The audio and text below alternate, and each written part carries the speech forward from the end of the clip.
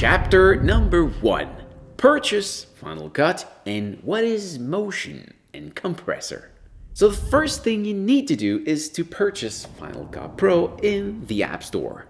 But by doing so, you might see some other applications. So let's talk about them. The first one is Final Cut. That's the video editing software. If you're looking for software in which you can do some cuts, add titles, effect, transition, that's the one you're looking for.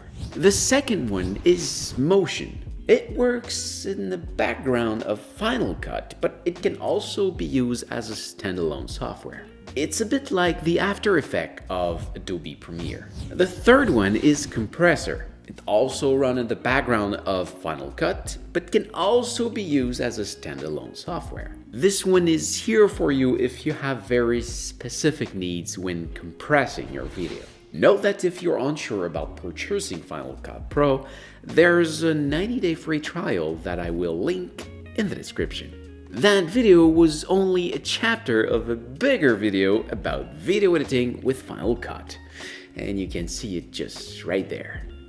Hey, see you there. See ya.